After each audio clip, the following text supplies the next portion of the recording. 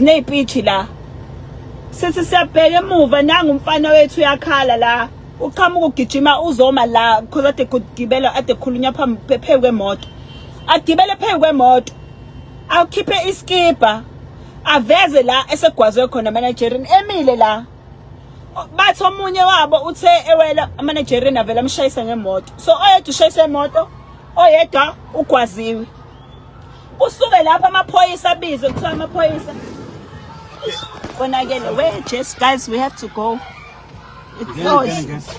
it's getting bad la it's getting really bad wazani guys wazani kwenzakalani nebhuti bashaya izitolo kanje abadubuli sambeni kodwa kusofika amaphoyisa problem manje abantu sebecasule yilokho ukuthi ama-Nigerian agwaze lo mfana ahambe afike ayotshela amaphoyisa angathi angazi noma abanake bese biza thina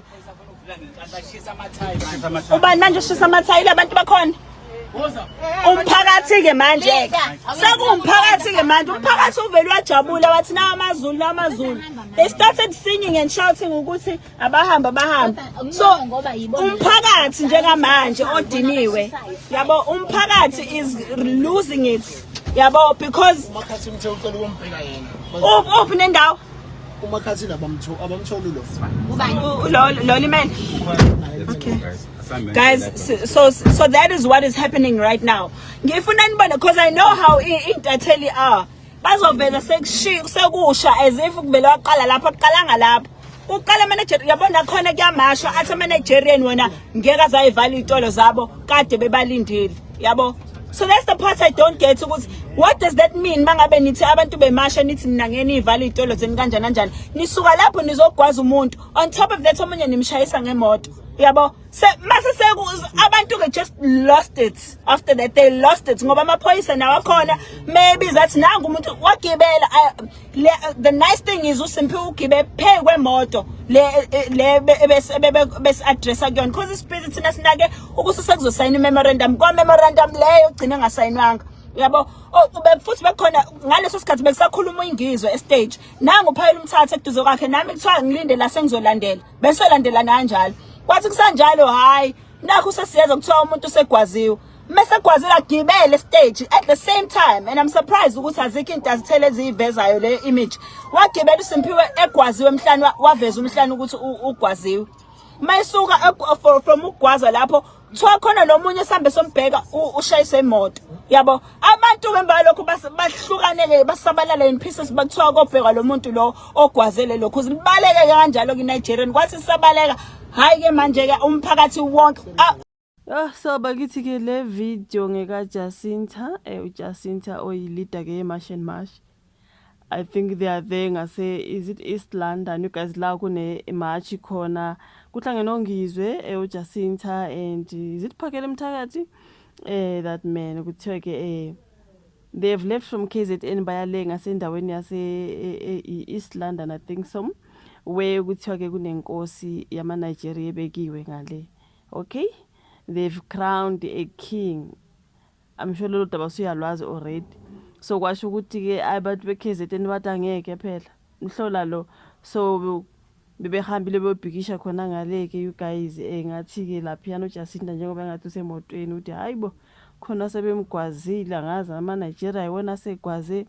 owasemzansi kwenzakalani lapha negazi kuningi okwenzekayo ngibonile ke kushiya imoto kushani lapha when it comes to that particular march abasemzansi ke belwela ke izwe labo when it comes to ke abantu bokufika right bathi ke kungabekwa kanjani inkosi yase Nigeria la eSouth Africa this is disrespect and all that okay nama ngayikayiqondi kahle ukuthi ama Nigeria ngaba nenkosi kanjani ezweni labantu bafethu cabanga nje sisuke le sizobeka inkosi yethu lana kusuka kube sengathi kubukeka otherwise you know what I mean but asazi ke ngoba phela bona bathe hayi lento le iyathathwa ngamawala it wasn't the occasion it wasn't really ukubekwa kwenkosi angazi bathe omunye uthebe kungumshado nje umshado angazi ubeka umshado ophakeme ngozi inkosi yami kuningi nje esenguboni about that particular man I think udade kuthiwa ke she South African then the particular the man okuthiwa with the king obebekwa ke osingathi mhlambe obegcotshwa ke kube inkosi ngumNigeria yona into yavusa umsindo ke le but hayi siyadelelwa ke South Africa abantu besuke lezweni labo bezobeka inkosi yabo la kanjani, you know what I mean? So ingakho sinabo ngizwe nawo Jacinta betoyitoya ngale ke you guys, kuthi ngathi kuvuka umsindo sekukhona abalimalayo. Hey sekukhona ke angazi ukuthi izitolo, angazi izitolo ke kuningi. Ngibona nje kuyasha mina ngazi lapha nje basimbona uJacinta ekhuluma ukuthi kwenza khona okwaziyo whatever in that situation. Let me sing ngaphansi kwe video kaJacinta. Ukhonothe the EFF will continue to support and defend these foreigners and silence South Africans. What a shameful to what Malema has created. Omunye ati millions will still continue to attack Jacinta instead of standing side by side with her and standing with their fellow South Africans. Ukhonobuzayo uthi manje so you attack the Nigerians and destroy their properties and expect no retaliation, you must be crazy. Kodwa ke South Africa lo babuzayo ukuthi bebethi manje Nigeria angaziphenduleli obvious ukhona bazokwenza. Ukhono shoyo omunye uthi it's about time South Africans come out from their comfort zone and fight against this insult by Nigerians. If people are scared to come at least I don't know the English, let's sponsor these men and women who are cleaning our country. Ukonoti okay, Ukonoti is not alleged, okay? They're talking about the allegedly part of it. It's not alleged, it is there, okay?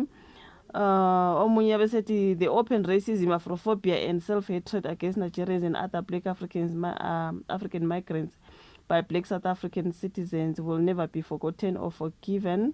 Time will tell for the evil that men do live with them.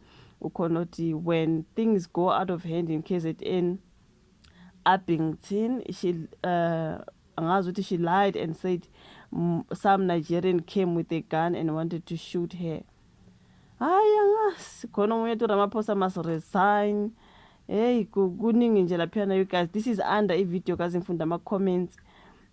But why was she hiding in the car? Hey, for safety phela mntakabawo lapha na obvious kukhala isibhamu, khala umenze, kukhala amatshe, khala yonke into, so she have to make sure she keeps safe, okay? Hayi angazi kuningi nje lapha you guys. Ngikhulunyiswa ile video kaJacinta ubonakala vele ethi yo ngona siphume kule ndawo ngathi bese kukhona udlame nje kule ndawo you guys esesaba nawo sezolimala. Ukhona ukuthi ucashe emotweni umsunguli weviolence. Hey nawo kube mbizo komsunguli weviolence uthi sahamba ecashe emotweni enza ivideo. Kusho ukuthi phela uzama uku-update abantu bakhe ukuthi what's happening. Hayi kunzima you guys. Uthanda kuba nzima, angazi bona ama-Nigerian bakrowna kanjani nabo inkosi yabo lana bezosidalela inkinga kuningi nje bafethu. But anyways, it is what it is. Bengita ngikhuluma ngalokho ngikubonayo, mbonga kakhulu ishuvo lakho comment section mayelana nenkosi yase-Nigeria. Angazi noma that was exactly what was happening ukuthi bebebeka inkosi noma mhlawumbe i-video iye yabonakala ngathi kubekwa inkosi because they have said ukuthi it's a lie. It wasn't really ukuthi babeka inkosi. Omunye wathi it was a particular wedding, like it was a big wedding eyomuntu mhlawumbe ngazo omkhulu wabo, whatever the situation. Sebezosho njalo phela, so siyothini ke hayi angazi. Ishivo lakho comment section, like i-video, subscribe, share us, hlangana kezayo, bye.